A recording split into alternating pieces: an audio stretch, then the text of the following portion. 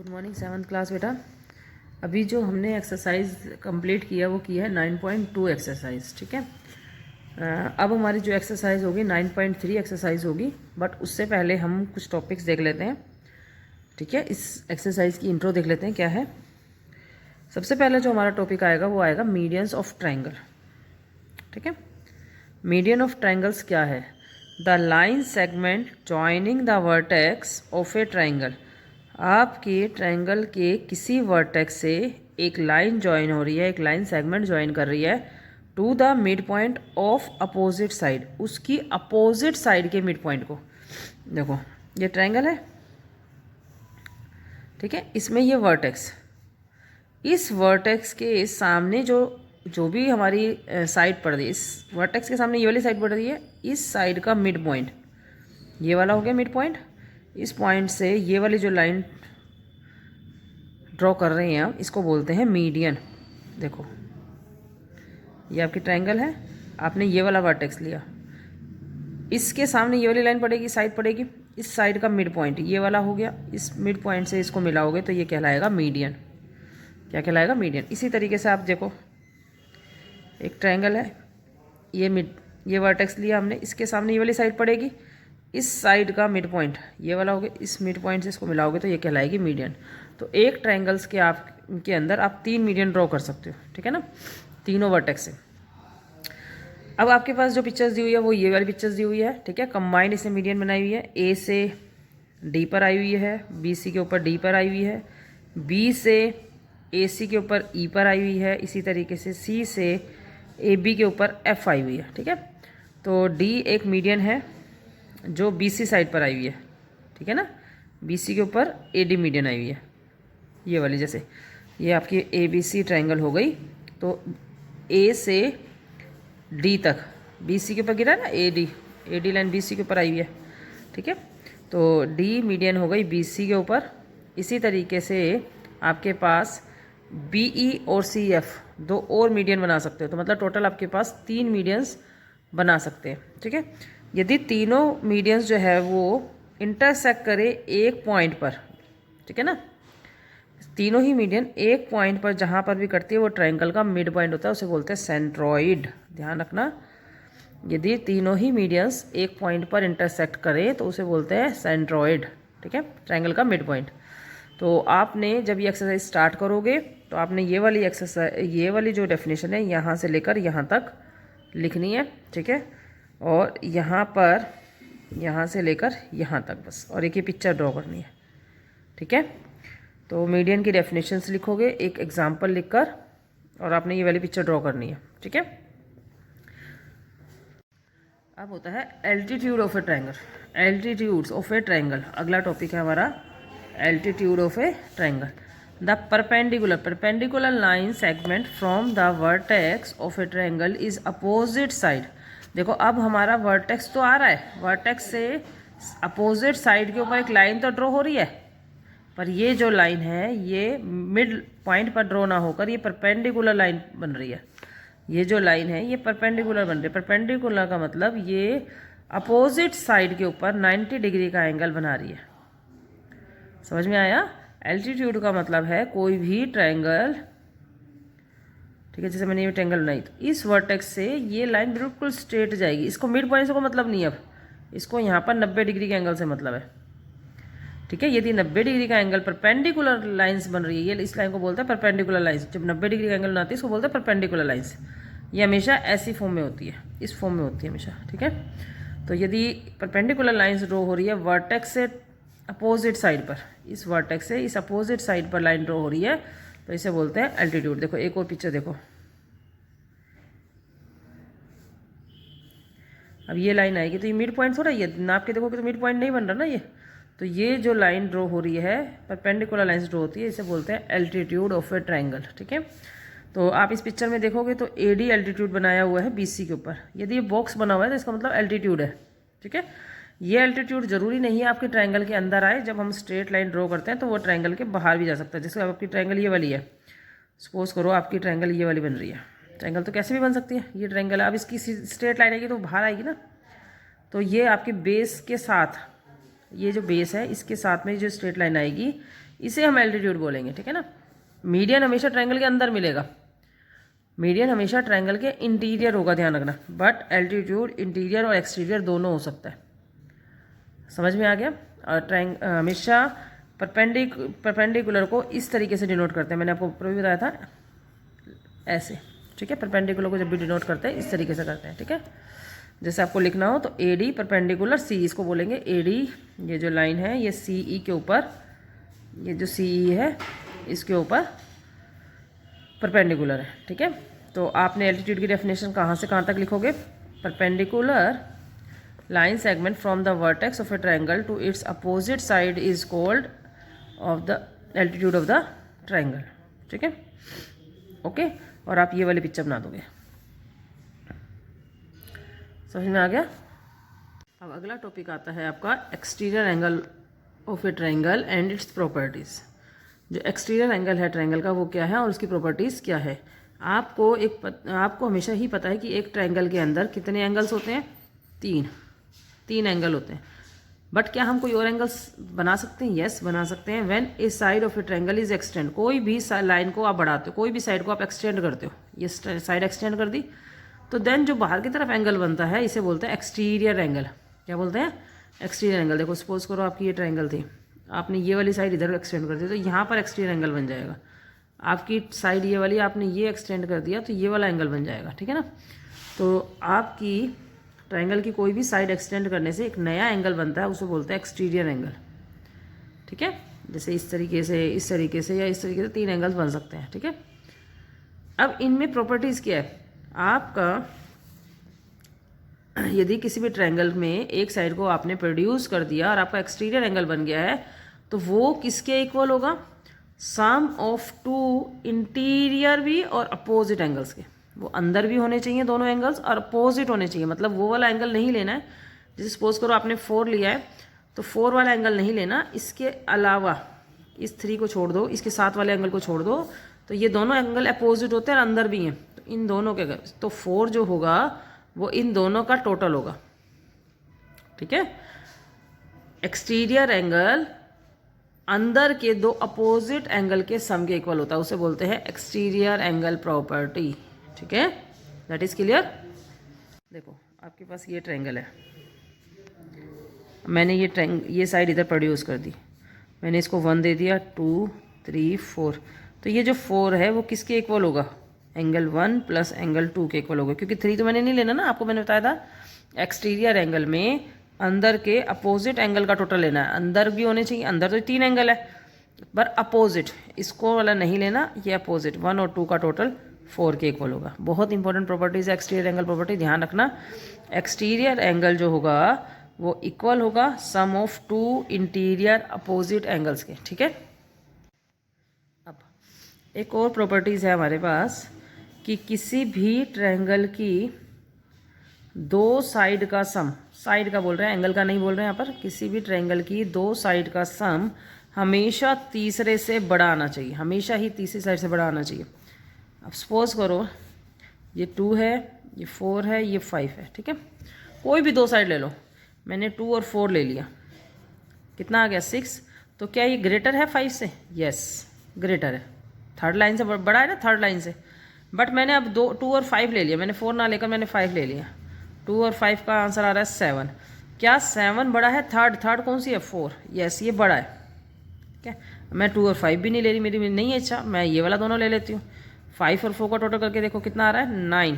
क्या 9 बड़ा है थर्ड से, थर्ड क्या है 2, यस बड़ा है। तो यदि ये तीनों ही पॉसिबिलिटीज़ आपके पास हो जाए, किसी भी 2 साइड का टोटल तीसरी साइड से ग्रेटर आता है, तीसरी साइड से ग्रेटर आएगा, देन आपकी वो ट्रायंगल बन सकती है, वो ट्रायंगल बन सकती है। यदि वो बड़ा नहीं आया है, सपोज करो आपके पास ट्रायंगल थी यहाँ पर 2 3 और 4 है, 2 3 और 5 है, 6 है, सॉरी 6 ले लो, ठीक है। तो आप इन दोनों का टोटल करो, 2 और 3 का टोटल करो, ये इतना है 5, बट 5 बड़ा नहीं है 6 से, ये दोनों का टोटल इससे बड़ा नहीं आ रहा है, तो ये ट्रायंगल पॉसिबल नहीं है, ट्रायंगल बन ही नहीं सकते, आप बना के देख लेना, ठीक है। यदि आपकी दो साइड का टोटल तीसरी साइड से ज़्यादा नहीं आ रहा है तो ट्रायंगल नहीं बन सकती। ट्रायंगल तभी बन सकती है जब दो साइड का टोटल तीसरी साइड से बड़ा आएगा। That is clear. आपको केवल यहाँ तक इंट्रोडक्शन में दो ही डेफिनेशन लिखनी है, मीडियन की और एल्टीट्यूड की। ठीक है। फाइंड 9.3 एक्सरसाइज का फर्स्ट क्वेश्चन देखेंगे। Find x in the following triangles. इनमें सब में एक्स निकालना है। तो आपने ये देखा, ये ट्रायंगल बन रही है। ट्रायंगल की ये वाली लाइन प्रोड्यूस की हुई है। BC जो लाइन थी उसको D तक प्रोड्यूस कर दिया गया। D तक प्रोड्यूस कर दिया तो ये एक्सटीरियर एंगल बन गया। एक्सटीरियर एंगल किसका टोटल होता है? इन दोनों का। तो 30 + 40 = x आना चाहिए। मतलब x कितना आना चाहिए? 70 डिग्री। ये वाला क्वेश्चन देखो, इन दोनों का टोटल 130 आना चाहिए। तो ये 70 है तो ये कितना होगा? 130 में से 70 घटा दो, ये 60 होगा। इसी तरीके से ये बाहर का एंगल बन गया। तो इन दोनों का टोटल x आना चाहिए। इन दोनों का टोटल कितना है? 100। तो इसका मतलब x क्या आ जाएगा? 100। देखिए कॉपी में कैसे करेंगे। ये देखो, फर्स्ट क्वेश्चन की पिक्चर बनाई हुई है मैंने। ये ट्रायंगल है हमारी ABC। ABC के अंदर 30 + 40 हमारा x होना चाहिए, क्योंकि एक्सटीरियर एंगल प्रॉपर्टी है। एक्सटीरियर एंगल प्रॉपर्टी कहती है कि इन दोनों का टोटल x होना चाहिए। तो x की वैल्यू कितनी होगी? 70। अगले वाले क्वेश्चन में इन दोनों का टोटल 130 होना चाहिए। ठीक है ना। तो 70 को प्लस में, उधर जाकर माइनस में हो जाएगा। तो x की वैल्यू क्या जाएगी? 60। उससे अगले वाले में इन दोनों का टोटल x होना चाहिए। एक्सटीरियर एंगल प्रॉपर्टी है तो x की वैल्यू आ गई 100। ठीक है। सेकंड क्वेश्चन में बोला है कि ये दोनों डायग्राम्स क्या करेक्ट हैं, ठीक हैं। तो मैंने आपको बताया था इन दोनों का टोटल ये 3rd होना चाहिए। तो ये कितने का है? बॉक्स कितने का होता है हमेशा? 90 का। तो 90 + 40 कितना हो गया? 130। ये 120, ये तो गलत है। 25 और 85 कितना हो गया? 110। ये 110 है तो ये ठीक है पिक्चर। ठीक है। ये देखो, 90 + 40 किया, 130 आया, जो किसके इक्वल नहीं है? बाहर वाले के। ठीक है ना। तो यहाँ पर एक्सटीरियर एंगल प्रॉपर्टी यूज़ नहीं हुई। तो ये डायग्राम क्या हो गया? Is not correct, incorrect diagram है। ठीक है। अगला देखो बी पार्ट। इसमें 85 और 25 110 है, जो इक्वल है 110 के एक्सटीरियर एंगल के। ठीक है ना। एक्सटीरियर एंगल ऑफ प्रॉपर्टी के हिसाब से इक्वल आ रहे हैं। तो this diagram is correct. Question देखो, यहाँ पर इस क्वेश्चन के अंदर आपको A और B दोनों की वैल्यू निकालनी है। यहाँ पर ये A गिवन नहीं है, ये B गिवन नहीं है, निकालना है। तो अभी B को तो छोड़ दो। तो आपको पता है A और 32 का टोटल कितना आना चाहिए? 45। तो यहाँ से A निकल जाएगा। 45 में से 32 घटाएंगे तो A निकल गया। ठीक है। फिर आपको B निकालना है। B आप निकाल सकते हो एक ट्रायंगल के तीनों एंगल की प्रॉपर्टी से भी और लीनियर पेयर से भी, दोनों से किसी से भी निकाल सकते हो। ठीक है। ये देखो, मैंने क्या कहा था? A और 32 का टोटल 45 होना चाहिए। एक्सटीरियर एंगल प्रॉपर्टी दी हुई है। A के अंदर 32 प्लस में है तो राइट में जाकर माइनस में होकर 13 डिग्री हमारा आंसर आ जाएगा। A की वैल्यू कितनी आ गई? 13 डिग्री। ठीक है। अब आपको पता है एंगल सम प्रॉपर्टी। एक ट्रायंगल के तीनों एंगल का टोटल, अंदर के तीनों एंगल का टोटल 180 आना चाहिए। ठीक है। तो A की वैल्यू तो 13 आ गई, B की हमें पता नहीं है, C हमारे को पता है 32 है। ठीक है। तो इक्वल में 180, 13 और 32 उधर जाके सब्ट्रैक्ट हो जाएंगे तो ये आ जाएगा 135। तो A की वैल्यू आ गई 13 और B की वैल्यू आ गई 135। ठीक है। Fourth question, in the given figure find angle ACD। ACD, ACD मतलब ये वाला एंगल निकालना है, एंड AED, AED ये वाला एंगल निकालना है। ठीक है। तो पहले इसको छोड़ दो, इसको पिक्चर को छोड़ दो। देखो यहाँ तक ध्यान से देखो, ये ट्रायंगल के दोनों एंगल है, ये एंगल आ जाएगा ये तीसरे के इक्वल, इस तीसरे के इक्वल। ठीक है ना। ये पिक्चर मैं छुपा दूँ तो ये वाला एंगल निकल जाएगा ACD। ठीक है ना। इन दोनों का टोटल बाहर वाला एंगल। ठीक है। उसके बाद इस पिक्चर को ऐसे छुपा दो। तो अब आपको ये वाला एंगल पता चल गया ना कितना आएगा? ये 75। तो 75 + 50, 75 + 50 125, ये वाला एंगल आ जाएगा 125 का। ठीक है। देखो बेटा, फोर्थ क्वेश्चन में मैंने अभी पिक्चर्स जो है वो आपकी देखो कंप्लीट नहीं बनाई है मैंने, ये वाली लाइन नहीं ड्रॉ करी अभी। ठीक है ना। तो मैंने सिर्फ पिक्चर इतनी बनाई है। तो इसमें आप अब देखेंगे तो ये वाला दोनों जो टोटल है वो ये आना चाहिए आपका एक्सटीरियर एंगल प्रॉपर्टी। तो 30 + 45 एंगल आना चाहिए ACD। तो ACD निकल गया हमारे पास, ACD आ गया 75। अब उसने क्या करा है, यहाँ पर E पॉइंट कोई लिया है और इस ट्रायंगल को बना दिया D तक। ठीक है ना। और अंदर ये जो वाला एंगल है ये आ गया 50। आप इधर वाला पोर्शन छुपा देंगे तो ये हम निकाल चुके हैं, ये हमको पता है। तो ये वाला एंगल हम निकाल सकते हैं। ये देखो, ये एक्सटीरियर एंगल बन रहा है ना, AED, ये हमारा एक्सटीरियर एंगल बन रहा है। किसके इक्वल आएगा? इन दोनों के। ठीक है। तो 75 + 50 75 प्लस 50 हमारा आ गया AED 125 एक्सटीरियर एंगल प्रॉपर्टी। ठीक है। Question number 5, it is possible to draw a triangle. क्या एक ट्रायंगल बनाना पॉसिबल है? उसकी साइड दी हुई है 5, 7 और 12। ठीक है। तो मैंने आपको क्या कहा था कि 2 का टोटल तीसरे ज़्यादा आना चाहिए। देखो 5 और 7 का टोटल कितना आ रहा है? 12। और थर्ड साइड क्या हमारी? 12। तो 5 प्लस 7 12 के इक्वल आएगा, बड़ा नहीं आएगा। तो ये ट्रायंगल पॉसिबल नहीं है। ठीक है। देखो 5, उसने हमको दी हुई है 5 और 7। ठीक है। ये 9, ये प्रॉपर्टी यूज़ नहीं हो रही ना इसके अंदर। 5 अब हमने लिया ये दोनों, 7 प्लस 12 19, ये यस, ये भी यस, ये तो ठीक है, ये बड़ी आ रही है। 12 प्लस 5 हमने ये दोनों ट्रायंगल ले ली, 17 थर्ड से बड़े आ रही है, ये भी यस। तो ये वाला नो आने की वजह से आपकी ये ट्रायंगल पॉसिबल नहीं है। क्यों पॉसिबल नहीं है? Because the sum of two side of a triangle is greater than third side. ठीक है ना? ठीक है ना? तो हमेशा किसी ट्रायंगल के 2 साइड का सम हमेशा ही थर्ड साइड से ज़्यादा आना चाहिए, पर ये इसमें नहीं आ रहा, तो ये पॉसिबल नहीं है। ठीक है। क्वेश्चन नंबर 6, AD मीडियन है ABC की। यदि AD मीडियन है तो इसका मतलब ये वाली लाइन और ये वाली लाइन इक्वल होगी, BD इक्वल होगी DC के, क्योंकि मैंने आपको बताया था कि जो मीडियन होती है वो सामने वाली लाइन को 2 हिस्सों में बांट देते, 2 इक्वल हिस्सों में। तो ये दोनों लाइनें इक्वल होगी, चाहे BD बोलो चाहे DC बोलो, दोनों इक्वल है। मान लो यदि ये 5 है तो ये भी 5 होगी। ठीक है। तो आपको प्रूफ करना है AB plus BC plus CA, ये वाली लाइन प्लस ये पूरी लाइन प्लस CA, ये डबल है AD की, ये आपको प्रूफ करना है। ठीक है। तो देखते हैं कैसे करेंगे इस क्वेश्चन को। तो हमने सबसे पहले ये वाली ट्रायंगल ले रहे हैं, ये वाली ABD, ये ट्रायंगल ले रहे हैं। ठीक है। मैंने अभी आपको प्रॉपर्टी कराई थी कि किसी भी ट्रायंगल की 2 साइड हमेशा थर्ड साइड से ज़्यादा आनी चाहिए। 2 साइड का टोटल जो है वो थर्ड साइड से ज़्यादा आना चाहिए। तो AD से बड़ा कौन आएगा? AD से बड़ा हमें क्यों AD चाहिए ना, राइट में आंसर में हमें AD चाहिए, तो हम राइट में AD ही लेंगे। तो AD किससे छोटा होगा? इन दोनों के सम से छोटा होगा ना। तो AB प्लस BD, ये वाली लाइन देखो, ध्यान से देखो, ये वाली लाइन AB और ये वाली लाइन BD, इन दोनों को टोटल कर दें तो ये बड़ा आना चाहिए AD से। क्यों बड़ा आना चाहिए? कि sum of 2 side is greater than third side. ठीक है। इसी तरीके से अब मैंने ये वाली ट्रायंगल ले ली, फिर मैंने AD लिया, तो ये दोनों का टोटल, इन दोनों का टोटल AD से बड़ा आना चाहिए, AC भी बढ़ाना चाहिए प्लस DC, ये दोनों बड़े आने चाहिए AD से। क्यों आने चाहिए? क्योंकि sum of 2 side is greater than third side. यहाँ पर आप प्रॉपर्टी लिख लो, साइड में याद रहेगी आपको। In a triangle sum of 2 side is greater than third side. ठीक है ना? ये लिख लेना, याद रहेगा कि क्यों होना चाहिए। यहाँ पर भी लिख लेना ये चीज़, ये जो लाइन मैंने बताई है पूरी, यहाँ पर भी लिख लेना। ठीक है।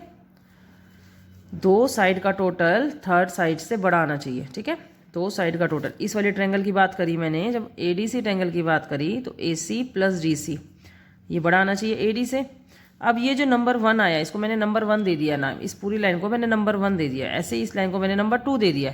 ठीक है ना? तो नंबर 1 को और नंबर 2 को ऐड कर दो, जो इक्वेशन 1 है तुम्हारे पास और इक्वेशन 2 जो है उनको ऐड कर दो। तो ऐड करते टाइम हमेशा ध्यान रखना, आगे वाले में ये जो आगे वाला है, ये जो पोर्शन आगे वाला है और ये जो पोर्शन आगे वाला है, ये ऐड होगा। देखो AB लिख दिया, BD लिख दिया, AC लिख दिया और DC लिख दिया, आगे वाले ऐड हो गए। अब ग्रेटर देन का साइन, अब पीछे वाले ऐड होंगे AD। ठीक है। अब AD एक ये रहा, तो कितने AD हो गए हमारे पास? 2 AD। तो हमारा राइट में आंसर जो उसने मांगा था वो तो आ गया, राइट वाला तो आ गया। अब लेफ्ट हैंड साइड का देखते हैं, AB एज इट इज़। अब आपको पता है कि ये पूरी लाइन कब बनेगी? जब BD के अंदर मैं DC जोड़ दूंगी। जब BD लाइन के अंदर जब मैं DC जोड़ दूंगी तो ये पूरी लाइन BC बन जाएगी। ठीक है। तो BD और DC को मैंने इकट्ठा कर दिया एक जगह पर, ये 2 नाम दिए हुए थे अलग अलग, मैंने इकट्ठा कर दिया एक जगह पर, और DC को हमने लिख दिया AC को पीछे, क्योंकि सबसे पहले मुझे चाहिए AB, फिर चाहिए BC, इन दोनों को जोड़ देंगे तो BC आ जाएगा, और फिर मुझे चाहिए CA। CA लिखो या AC लिखो, एक ही बात है, ठीक है ना, इज़ ग्रेटर देन AC। ठीक है, दैट इज़ क्लियर, ध्यान से समझना, है थ्योरम पोर्शन है।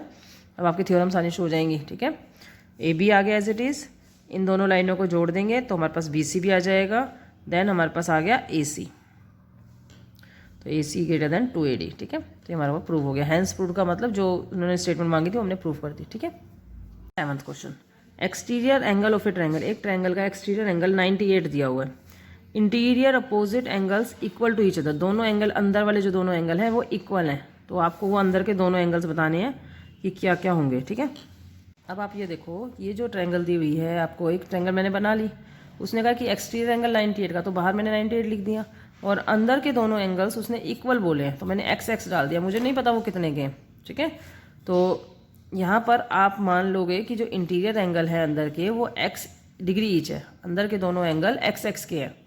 तो आपको पता है एक्सटीरियर एंगल प्रॉपर्टी के अकॉर्डिंगली इन दोनों का जो टोटल होगा x प्लस x जब करोगे तो 98 आना चाहिए, क्योंकि हमारी प्रॉपर्टी है एक्सटीरियर एंगल प्रॉपर्टी, उसके accordingly exterior angle interior opposite angle के इक्वल होता है। ठीक है, तो x में x ऐड करोगे 2x आ जाएगा, 98 2 के साथ x का रिलेशन है मल्टीप्लाई का, तो देन डिवाइड में चला जाएगा और काटने के बाद आंसर आ जाएगा 49। तो इसका मतलब हमारे जो अंदर के अपोजिट एंगल है वो 49 डिग्री के ईच है।